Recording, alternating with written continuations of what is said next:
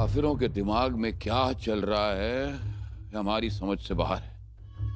अब्बूजान, थोड़ा हौसला रखे। इतने सितम ढाए, इतनी तकलीफें दी, और वो औरत, वो महारानी येसु भाई, इतनी मगरूर। मेरे आका, उन लोगों को तमीज नहीं है और किसी बात का ख्याल भी नहीं। इसीलिए वो रानी अपने शौहर की तकलीफों को नजरअंदाज करती है, ऊपर से हमें आंखें दिखाती। इतनी हिम्मत! हिम्मत और बढ़ती जाएगी, अब देखिएगा।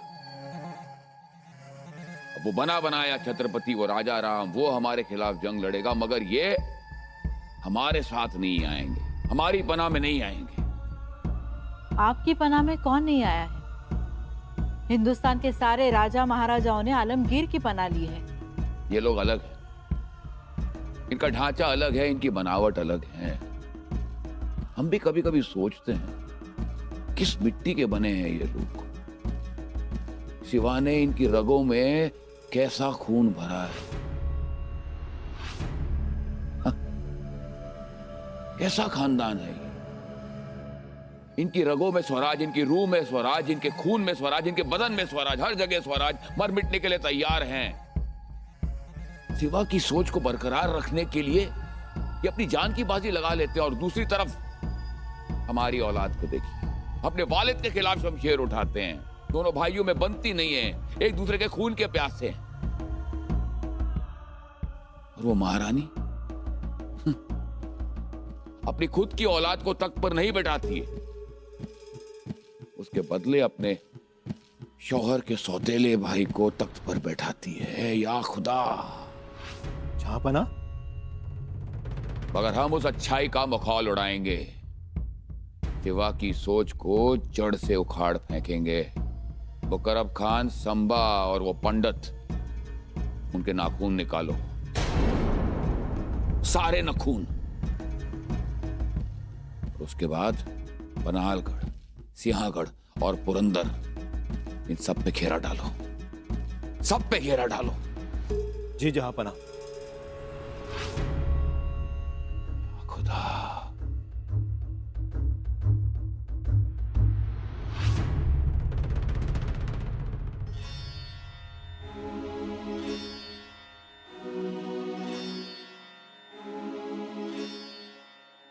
ताई साहेब,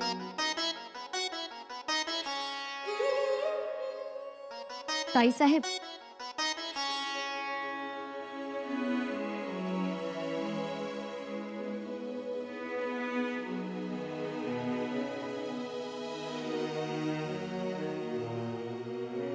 ताई साहेब,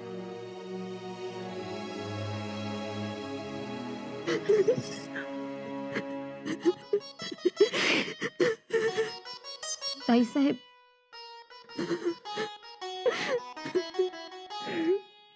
ताई साहेब, श्री सखी रात्नीने असं रडलेलं आवडेल का तुमच्या स्वारींना? नाही ना? ताराऊ, हे बघा, आता सावरायला कोणी नाही, उशीत चिरायला आऊसाहेब नाही, पळ द्यायला आबासाहेब नाही, मांडीवर डोकं ठेवायला धाराऊ नाही.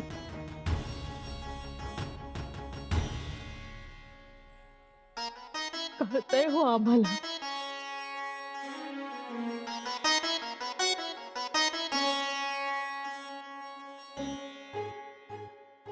पण आमच्या आसवांना सांगून पटत नाही.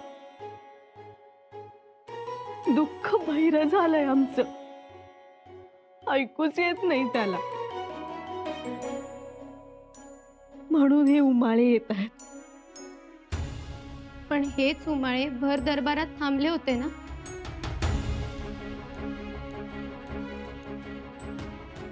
दरबार होता तो, नव्या छत्रपतींसमोर रडणं रीतीला धरून नाही. मग आता का रडता आहात? तिथे दरबारात औरंगजेबाच्या वकिलावर विजेसारख्या कडाडला.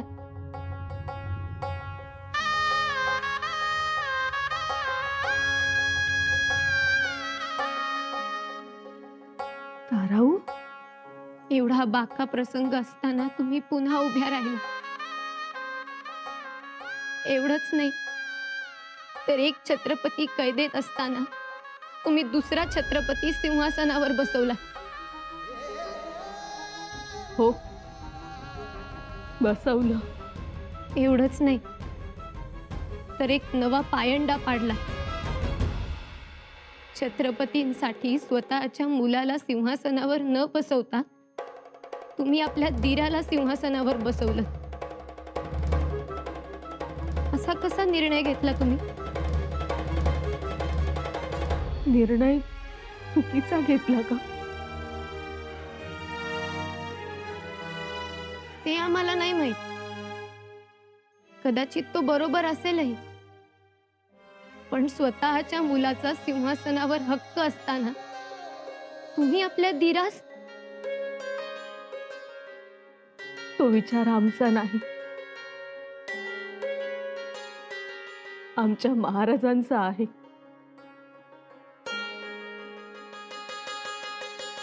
पण तो प्रत्यक्षात तुम्ही आणलात ताईसाहेब.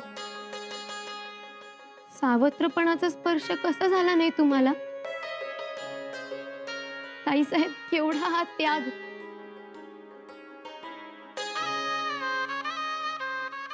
ताराऊ, आमच्यावर आबासाहेबांनी श्रद्धेचे, पराक्रमाचे, प्रसंगी रक्त सांडण्याचे संस्कार केले.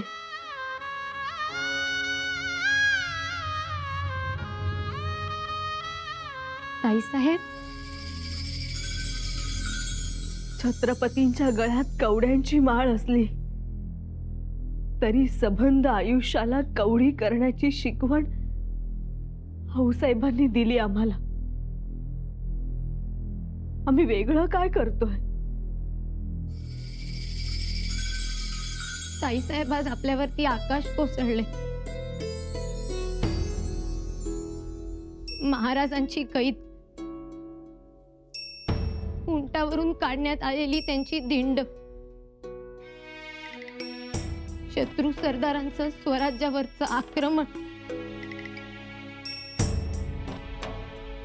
त्यांचे सापासारखे डंख,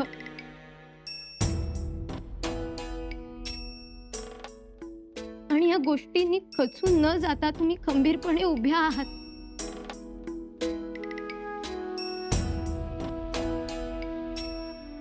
राहायलाच हवं. आपला रायगड आपल्याला तेच शिकवतोय. उद्या तुम्हाला सुद्धा असंच खंबीरपणानं राहावं लागेल, वागावं लागेल. हे लक्षात ठेवा. पण या सगळ्याच्या किती वेदना होत असतील हो तुम्हाला. वेदना? कसल्या वेदना? मोत्याची लढ आणि हिरे माणकांचा तुरा असलेला जिरेटोप धुळीत फेकून त्या राजमस्तकावर विदूषकी टोपी घातली गेली, त्याहून आमची वेदना काहीच नाही. जो सदैव सोन्या चांदीच्या हत्तीच्या अंबारीत बसायचा, ज्याच्या घोड्याच्या पायात सोन्याचा तोडा असायचा, त्यास त्या घाणेरड्या मळकट उंटावर बसवलं गेलं. त्यापेक्षा आमची वेदना मोठी नाही.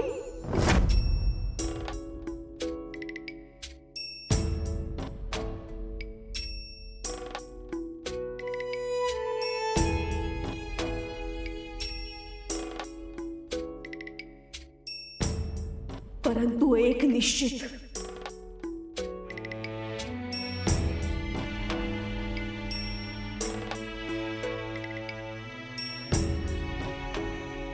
आमच्या राजांचा शेवटचा आदेश मरेपर्यंत पाळणार आम्ही. कोणत्याही प्रसंगी शरणागती नाही. प्रसंगी प्राणांची आहुती देऊ, पण लढू, लढत राहू.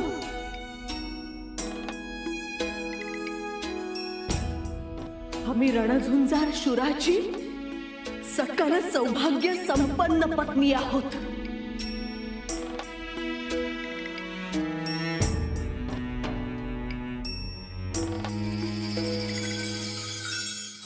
इतनी अकड़, जुबान काटने के बावजूद अंधा संभा झुकता नहीं है.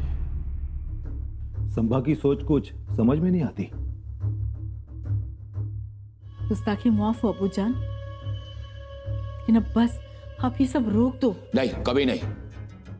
अबूजान, संभा को आपने पकड़ लिया, कैद खाने में रखा, उस पर इतने सितम किए, एक के बाद जुल्म किए, लेकिन फिर भी वो झुका नहीं. झुकेगा वो, हम झुकाएंगे उसे. छत्रपति झुकता है, ये सारी दुनिया को हम दिखाएंगे. कैसे? कैसे मतलब? रानी यसुबाई ने दूसरा छत्रपति बनाकर उसे तक नशीन कर दिया है. तो क्या हुआ? संभा अभी एक आम आदमी बन गया है. अब छत्रपति को नहीं झुका सकते. या खुदा, इसका मतलब ये है कि इतनी मशक्कत के बाद भी छत्रपति कायम है. जी अबूजान, छत्रपति कायम रहा और स्वराज भी. इसलिए हम कह रहे हैं, हमारी बात मानिए. या खुदा, ये क्या हुआ? आप संभा को जल्द से जल्द मौत की आगोश में भेज दो. यही हमारे लिए अच्छा होगा. क्या कह रही हैं आप शहजादी? हम बिल्कुल ठीक कह रहे वजीर आला. आप संभा को धीरे धीरे मारोगे, उसे तकलीफ देते रहोगे, तो उसकी रैयत के दिल में हमारे लिए नफरत के शोले उठेंगे. इससे अच्छा उसे खत्म कर दो. स्वराज मातम मनाता रह जाएगा और हम भी नफरत से बच जाएंगे. नहीं नहीं, हाँ, हम ये नहीं मानते. अबूजान, आप ही देखिए, इतने जुल्म सितम करने के बाद भी संभा हारा नहीं, उल्टा उसने हमें हराया है. किसी भी तरह हमें जीतने का मौका नहीं दिया. हर तरह से उसने हमें शिकस्त दी है. जीनत, आप मानोगे नहीं अबूजान, लेकिन यही बात सच है. संभा आज भी बिना हथियार, बिना तलवार, बिना आंखों से वो लड़ रहा है. बिना जुबान वो बोल रहा है, दहाड़ रहा है, और आलमगीर बादशाह खामोश है. अबूजान, आप ही सोचिए, ये पका हुआ खजूर नहीं, एक जहरीला खंजर है. इसे जल्द से जल्द मिटा दो, वरना मुगल सल्तनत के कलेजे में ये गहरी जख्म कर देगा.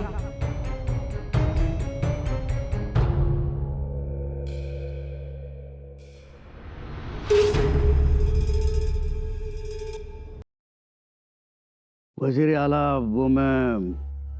बोलो बोलो, बिना झिझक बात कर सकते हो.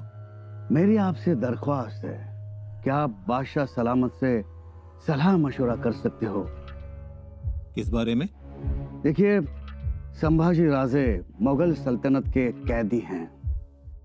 उन्हें जो सजा देना चाहते वो दे सकते हो, मगर क्या? मगर जो भी सजा देना चाहते हो एक बार दी जाए. इतनी बेरहमी, इतनी बेदर्दी ठीक नहीं है. मार डालो एक दफा उन्हें. हाजी साहब, मैं आपकी बात से सहमत हूं, मगर बादशाह सलामत किसी की सुनते नहीं. उनकी सोच कुछ और होती है. और वैसे भी मुगल सल्तनत की ओर बुरी नजर से देखने वालों का और उनकी पनाह में न आने वालों का क्या हश्र होता है. ये स्वराज का बच्चा बच्चा जान सके, इसके लिए सजा दी जा रही है. लेकिन इससे गलत संदेशा जाएगा स्वराज्य में. हाजी साहब, ये आप नहीं बोल रहे हैं, ये आपके अंदर जो स्वराज का नमक है, शायद वो बोल रहा है. नहीं वजीर आला, आप तो बात को खत्म कीजिए ना. और वैसे भी यहाँ आखिरी लफ्ज सिर्फ और सिर्फ आलमगीर का ही होता है. इस बात का ध्यान रहे। आखरी लफ्ज आलमगिरांचाच असला पाहिजे। आम जनतेचा पण काहीतरी विचार करा की। नहीं, बिल्कुल नहीं। चलो रायगढ़ जाने की तैयारी करो। अहो, तेच सांगतोय, पण त्या तोंडाला जायचं आता आणि कशासाठी? अशरफियों के लिए। अशरफिया अशा किती अशरफिया दिल्या? 2-4 वेळा थैल्या दिल्या आणि वतनाच्या नावानं तर तोंडाला पानच पुसली आमच्या। एवढी मदत करून एवढी धोंडात पडला आमच्या। कान्हो जी, तुम्हें सब कुछ मिलेगा। मिलेगा काय मिळालं हो? हा? आता तुम्ही रायगडाचं नाव घेऊ नका, बस जे झालं ते झालं। माझा तुम्हाला राम राम। जा तुम्ही। खान साहेब फसवलं मला। लबाड आहे तुम्ही, लबाड। खामोश। लबाड़ तो तू है। चंद अशरफियों के लिए तूने अपने राजा से बेवफाई कर दी। 8 साल तक मुगल फौज खाक छानती रही, लेकिन उसकी परछाई तक नहीं मिली। लेकिन तुम लोगों ने हमारा काम आसान कर दिया। हा, म्हणजे एवढी मदत करून माझी लायकीच काढली। रायगढ़ चलो। नाही येणार, माझा जीव घेतला तरी। वो भी कम मुश्किल नहीं है कान्हो जी। संभा का क्या हाल हुआ देखा ना, तुम्हारा भी वही हाल करेंगे। मतलब मेरी आंखें निकालोगे? नहीं, पहले तुम्हारे नाखून उखाड़ दूंगा, फिर तुम्हारी उंगली काटूंगा, बाद में तुम्हारी खाल खींच लूंगा, ताकि तुम अपनी आंखों से अपनी बेवफाई का हश्र देख सको। खान साहब, कान्हो जी, मक्कारी की चद्दर इतनी छोटी होती है, सर छुपाओ तो पैर खुले रहते हैं, और पैर छुपाओ तो सर खुला रहता है।